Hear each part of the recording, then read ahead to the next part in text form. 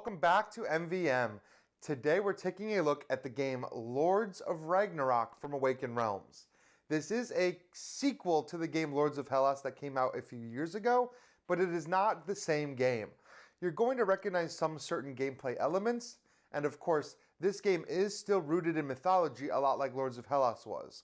But while that game was focused on Greek mythology, this game is Norse. And you're still going to see that merge of mythology and technology, which is a unique aesthetic to these games. You've got this idea of almost like ancient technology that is being still used in this game, though the technology level of the world itself is pretty low. You've got these gods and creatures and artifacts that are reminiscent of a long ago sci-fi world, so it's almost like a post-apocalyptic kind of thing. I mean, it's a really cool world. If you haven't seen what the miniatures look like, what the game looks like, you can check out their page to see them in detail. Of course, I'm going to show you here as well because I've got everything spread out here in front of me. Now, I've been doing setup in this game, so I'm going to talk you through what I've done and, of course, how we're going to move on from here and play the game. Now, everything you see here is a prototype. None of this is final. I don't have an actual game board. I have a mat here. And a lot of the just components that you see, just keep that in mind as you're watching this video. They are subject to change, and there will be more. I don't have access to everything. I just have what I was given for kind of this like quick start kit that they sent over. Each player is going to be taking on the role of a Viking clan, and you're going to have a player board with some miniatures that represent your warriors. You're going to have a boat that represents your trip to the land here, and you're going to be spilling off units adjacent to that boat and then spreading out to try to conquer the world. This is an area control game, kind of. There's a lot of different elements to it, but that is definitely one of them. Each area of the map has a different control number, and that's the number of units of power that you need to take over that particular area. But I'll get to that in a second. You're also going to have a variety of monsters to fight on the board. So in addition to the player minis, you're going to see these giant monster minis that are out there. And you're going to select these miniatures at the start of the game. You're going to deal out a number of these monster cards, and you're going to place the monsters out randomly by using event cards. Each event card has a number. It's going to tell you where to place that monster. Now, the last monster, the final monster, is always Loki. Loki kind of represents the king of the monsters. In order to even fight Loki, you have to have already fought and defeated 2 other monsters. But we're going to draw a card here for Loki as well and place Loki on the board, in this case, in space number 16. At the start of the game, you're also going to set your in-game conditions. Now, there's a whole deck of in-game condition cards, but you're only going to use 4 for any given game. These in-game condition cards are going to sit off to the side, and as they're completed, they're going to be flipped over. If you ever flip over 3 of these Ragnarok requisite cards, it's going to trigger the end of the game. So you'll be keeping an eye on these 4 cards as you play. Like I said, there's a large variety in these, so what you're trying to do in every game is going to be different every time. And this is a completely player-controlled ending. So there's a whole timing aspect to this game with each player kind of watching these and making sure that they trigger the end game when they're in the best position to win. So you're going to want to wait and maybe not trigger those early if you don't think you have a shot at it. After that's done, you're going to set out all the decks of cards like I have in front of me. You're going to prepare the statues that you can build by setting their pieces off to the side of the board. And then you're going to set up your player board. You're going to gather all of your miniatures, your priests, and your warriors. And then you're going to draft the heroes. Every player is going to get a hero to play the game. And each one of those heroes is going to have an origin story. So you're going to draft these by putting together a unique hero with a unique origin story. These are going to be placed on your player slot, and they're going to give you some interesting abilities. In addition, each one of your heroes is going to have 3 stats. You have authority, might, and wisdom. These 3 stats are going to be leveled up over the course of the game, but they're going to dictate how well you can perform certain actions during the game itself. But once you've chosen a hero, you're going to take that hero's tile, and you're going to place it on your player board. You're then going to find the unique mini for that hero and place your base on it so everyone knows which color is yours. And that hero is just going to come out in the same place that your warriors start on the map. Each player is going to repeat this process by taking their hero and their origin and gaining whatever benefits you're going to get at the start of the game.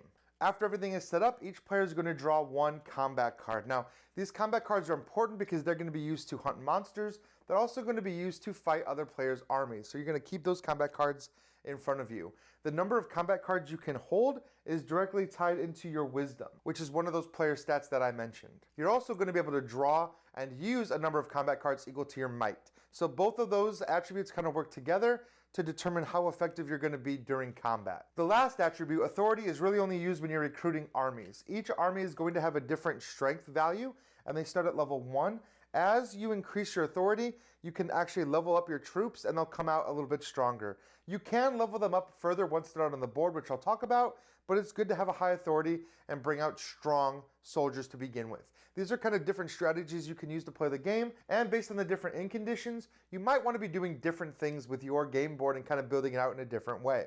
But once everything is set up, you're ready to begin the game. Now, this entire game is going to revolve around the use of these rune tokens. And you're going to see on the board a number of these rune foundries. Each one of these rune foundries is going to generate runes for you to collect. You'll need to use these runes in a variety of ways because they're going to power a lot of your actions. So it's very good to have them and to collect them with your hero. Luckily, picking up runes is a free action as well as moving.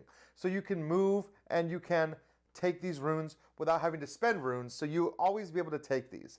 There's one other action you can do without spending a rune, and that is to send one of your priests to worship one of the various gods. You're going to have 3 gods out, and you'll recognize their different platforms, and those are going to be Thor, Odin, and Freya. Of course, you're going to be building these monuments over the course of the game, a lot like Lords of Hellas. At the start of the game, though, you're just going to have these spaces where your priests can go and sit and worship. Now, you have to earn these priests by doing certain things over the course of the game, but you will be able to send them out to worship. And they'll just rest there until that monument is triggered, and they'll give you bonuses just for being there. But like I said, you're going to have to find ways to collect these runes, either through walking to these rune forges, triggering the monuments, or other ways to do it. Because you're going to be turning these runes in sets of either 1, 2, or 3 to do different actions over the course of the game. You'll see these runes repeated in a few different places. The first place is on the cards that represent each realm. The map itself is divided into 6 different realms, and each one of the realms is going to get a card. This card is going to tell you the action of that realm, which I'll get to, but it's also going to show you a rune token. You can spend a rune token if you are in that area to ally with that realm.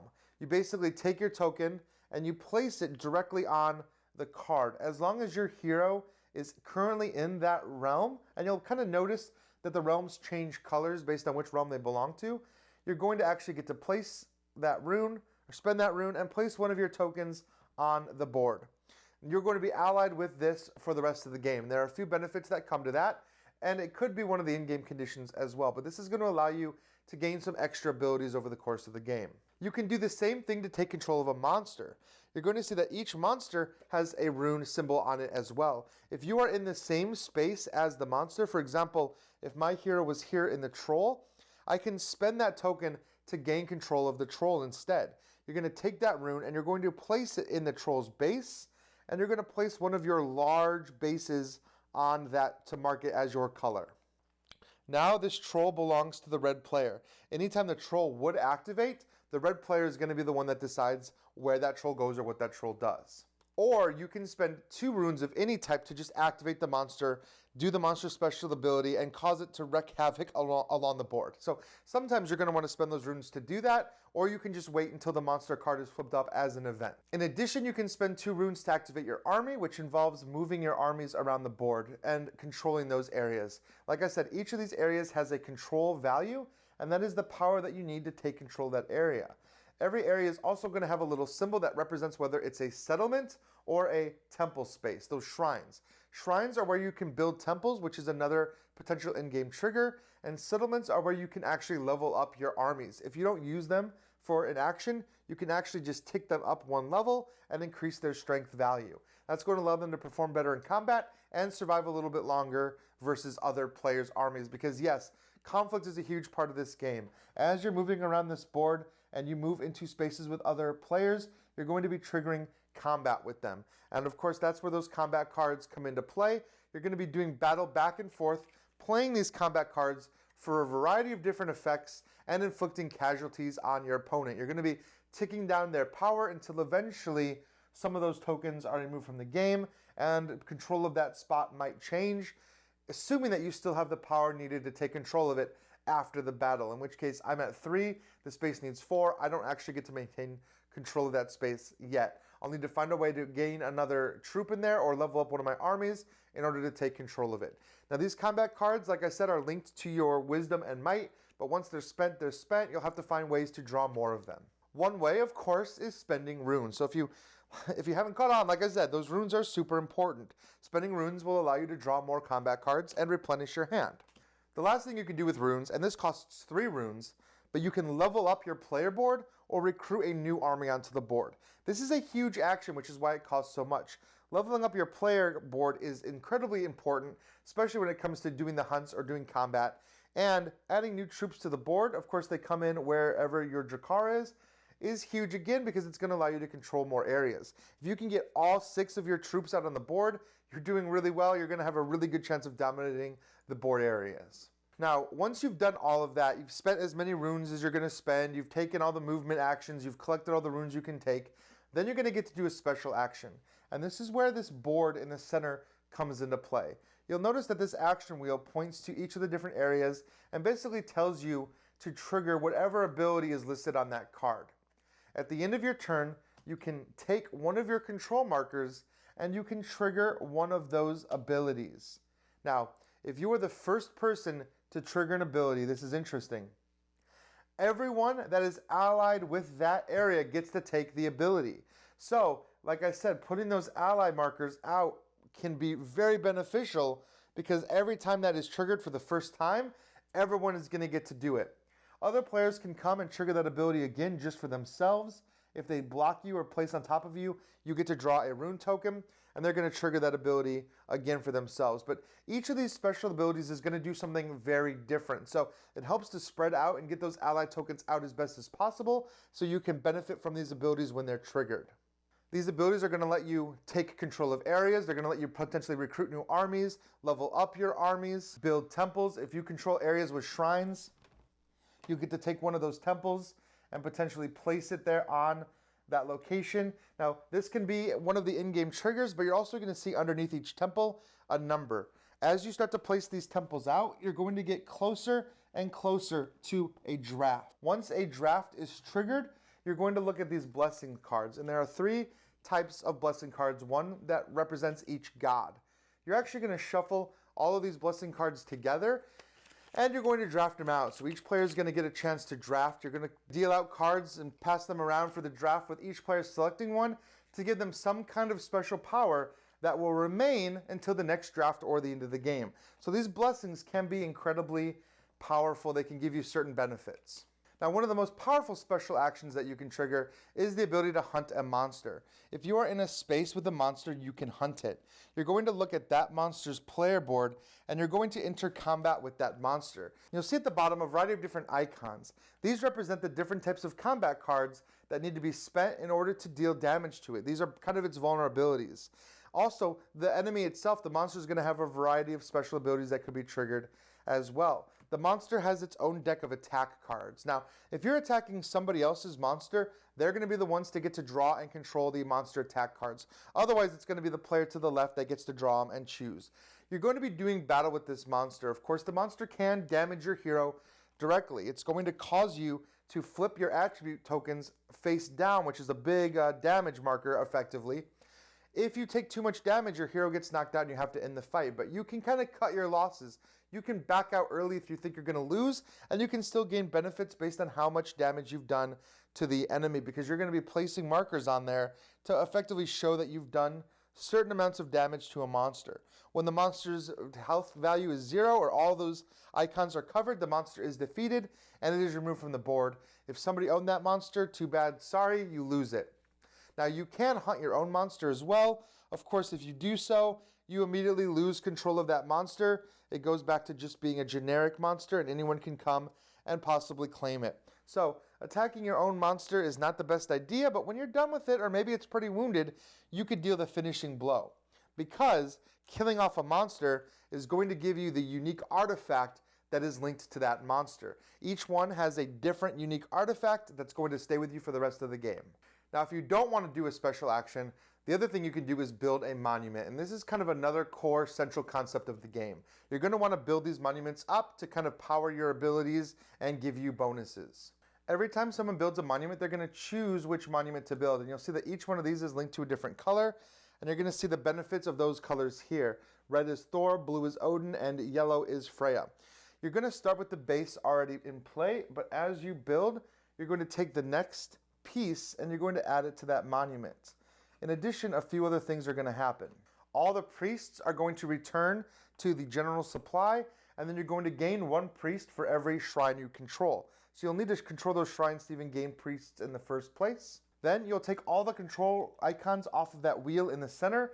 This is again allow you to trigger them again for the first time, which like I said will trigger for everyone that's allied with that area. So this will give you another chance to gain that benefit if you didn't already do so. And then you're going to refresh all of those rune foundries on the board. So you're going to add rune tokens to any one of these that's empty. In addition, anyone who is standing on a rune foundry will immediately get to pick up that rune into their supply. So it's very good to do that. This is how you're going to refresh the board. It is also how you're going to draw an event card. These event cards are going to trigger monsters on the board or potentially add new monsters. Each monster is going to have a little bit of an AI. It's going to tell you what they do on their event card, and you're going to look at each one of their individual boards to see exactly how that action works. These monsters are going to move around, they're going to attack people and destroy your armies and things like that. As the game progresses, you're going to be building these monuments higher and higher, adding pieces kind of as you go. Eventually, you might get to a point where you have fully completed the building of one of these monuments. Eventually, you might end up with a bunch of completed monuments like this. Now, completing these monuments is probably going to be one of the in-game triggers, or at least is potentially one of the in-game triggers. But building these monuments is important. It's going to drive the game forward. The timing of these is also important because it's going to refresh the board, refresh those rune tokens, which you'll want to do because you need to collect those rune tokens so you can continue playing the game. Now, there are a variety of other end conditions like I talked about, one of which is defeating Loki, which is going to require you to defeat 2 other monsters first. And then there are a variety of others that involve controlling territories, making ally ships with different areas. But however you do it, as you play the game and you start to flip over these requisite cards, you're going to trigger the end of the game. At that point, the game almost turns into a battle royale.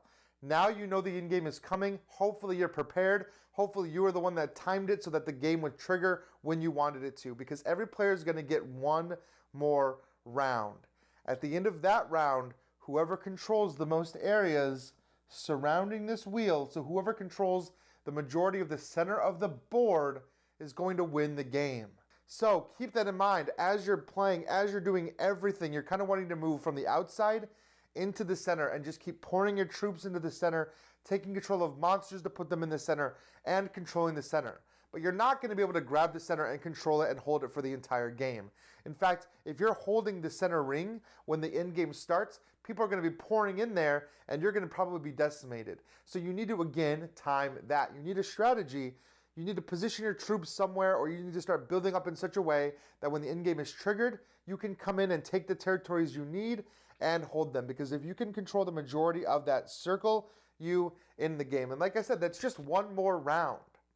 Now, if there's a tie, the player who goes first in that round actually wins the tie, because the last player is going to have a little bit of a benefit. They're going to be behind maybe throughout the end of the game, but they're going to be the ones that get the final attack on those areas. So they could potentially plan it in such a way as they have the killing blow.